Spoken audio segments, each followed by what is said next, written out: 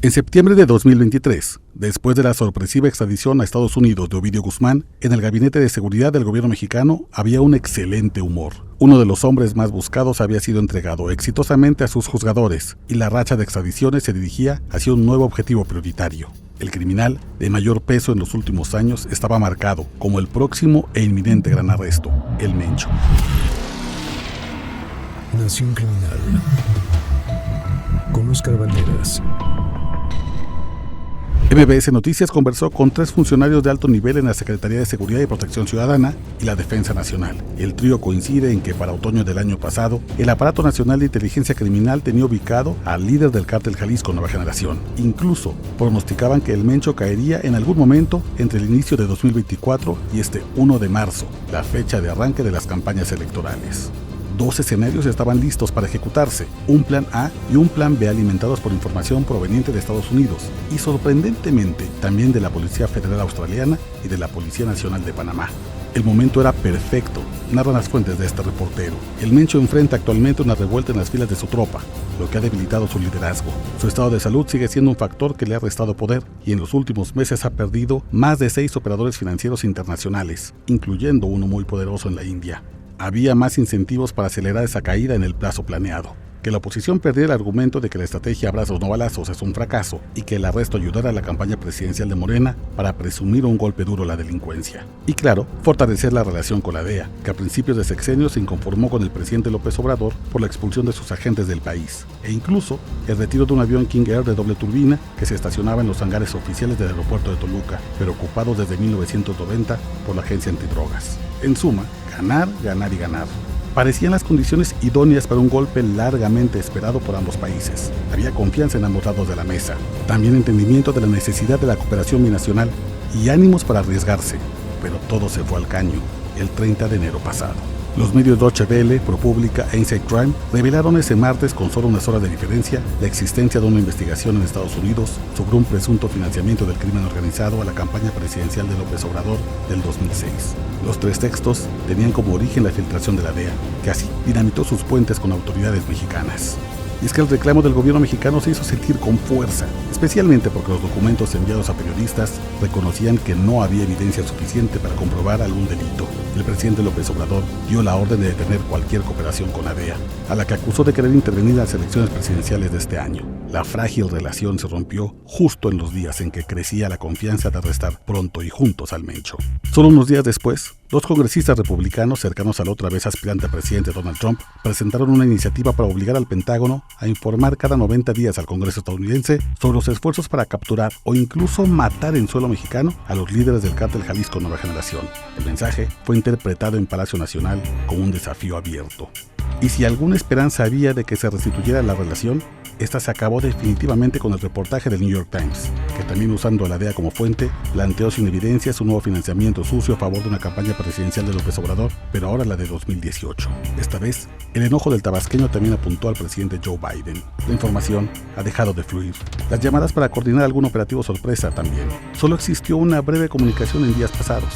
El lamento de personal en ambos lados de la frontera tras reconocer que así, con este nivel de desconexión, no es posible arrestar al poderoso capo. Sería como cazar a ciegas o disparar con una venda en los ojos. Así que, en este enredo de filtraciones, acusaciones y desencuentros, hay un claro ganador: el hombre que otra vez no es posible atrapar. Pudieron haber detenido al Mencho. De ese tamaño es la ruptura. O sea, fue la bronca en el peor momento posible. El último reportaje del New York Times rompe por completo la relación entre el gobierno de México y el de la DEA. Pero sucede en un momento clave, querido Luis. Estas 3 personas me comentan que tenían ya ubicados a Nemesio Ceguera Cervantes el Mencho y su grupo de guardaespaldas. Estaban muy cerca de ejecutar una acción de operación relámpago con información que tenían privilegiada de Estados Unidos, pero fíjate, 2 componentes, también de la Policía Federal Australiana y de la Policía Nacional de Panamá. Okay. Entre estas 3 policías habían ya logrado coincidir en que tenían más o menos ubicado al líder del Cártel Jalisco Nueva Generación, iban ya tras él, ya había incluso una sensación de que se iba a concretar el arresto. Viene la ruptura con la DEA, haz de cuenta que les apagan las luces al gobierno mexicano, que depende de mucha información extranjera. Sí, claro. Y al parecer, la mejor oportunidad que tenían ese sexenio para detener al Mencho se acaba de terminar. El Cártel Jalisco Nueva Generación tiene presencia en 28 de las 32 entidades federativas y en aproximadamente, bueno, a través de brokers, pero más o menos presencia entre 50 y 90 países. Sí, es una bestia lo que estamos hablando. Y de acuerdo con esas fuentes, 2 de ellos los conozco desde hace años, sé perfectamente la solidez de su información. Estaban muy cerca de tenerlo. Parece había incluso un ánimo festivo entre el gabinete de seguridad porque creían que además el golpe podía ocurrir antes de este 1 de marzo, coincidente con las elecciones, con las campañas. La campaña. Exacto. Entonces era un gran regalazo para Claudia Sheinbaum iba a ser. Bueno, en moñito y celofán. Y además desactivaba. Que ya no diga perdón. Y desactivaba además el argumento de la oposición de que la estrategia abrazos no balazos no estaba funcionando. Con un golpe de ese tamaño, tendrían que replantear el discurso que iban a dar sobre la supuesta ineficiencia o sí ineficiencia de la estrategia de seguridad del gobierno. Por todos lados esto iba a ser un bombazo, pero pues se acabó la cooperación con la DEA, se ha frenado la relación con Estados Unidos, prácticamente la información que necesitaba el gobierno mexicano para actuar, para corroborar, para no cometer un error, porque estos son quirúrgicos, que digamos, sí, claro. Si no se hace con información precisa, esto puede salir muy mal. Pues se acabó, se apagó la luz y hay un hombre que ha sido beneficiado por todo este relajo entre el New York Times, la DEA, el presidente. Ahí hay un ganador. Imagínate a tus fuentes, Oscar, o sea, todas estas personas clavadísimas en que estamos a nada de agarrar al Mencho y de pronto prender la mañanera y pues ver que tronó. O sea, ver que el asunto de la DEA se está complicando más, que hay una bronca ahí con el New York Times, que empieza así un desastre. ¿Qué cosa? Sí, a ver, cuando me dicen, oye, quiero hablar contigo, quiero platicar, tenemos una relación, no necesariamente de amistad, pero sí una relación. Sí, ¿no? Pues como de fuente, periodista con fuente.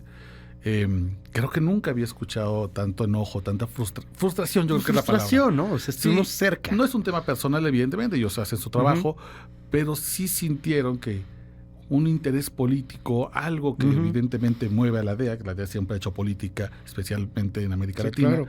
Pues se arruina un trabajo de meses. Porque además pues no es únicamente, ya ubicamos nuestro objetivo prioritario y lánzate 100 policías por él, ¿no? O sea, hay que hacer un trabajo brutal, inteligencia, con todos los riesgos que conlleva poder atrapar a alguien de esa importancia, pues porque hay que minimizar riesgos a civiles, porque hay que identificar cuáles son los posibles escapes, las consecuencias incluso económicas. Hay mucha gente que si hay caos después de una detención de alto nivel, puede incluso retirar capitales y sacar su inversión del país. Es decir, no es una cosa sencilla.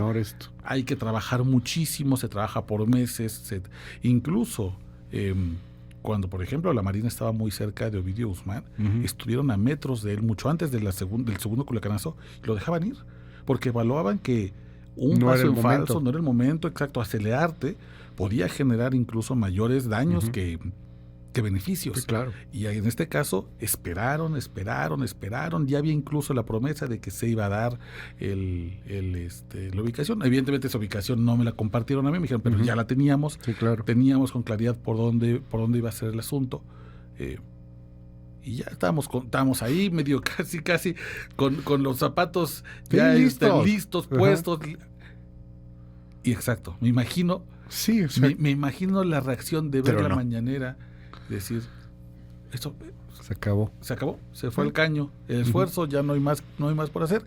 Y bueno, por ahora, pues lo que me decían es no podemos continuar así, pues evidentemente veremos la manera de no desperdiciar tanto trabajo, tantos datos recabados a través de inteligencia criminal, pero bueno, así sin cooperación es tanto como tratar de cazar un tigre a ciegas. Y bueno, así será. Oscar, te seguimos en tus redes, ¿cuáles son? Muchas gracias, hermano, en @OscarBalmen. Muchísimas gracias, como siempre, es Oscar Valderas. Oye, ¿cuándo estrenan? La siguiente semana ya debe estar. Ahora sí, no, ¿verdad? Bueno. Yo prometo.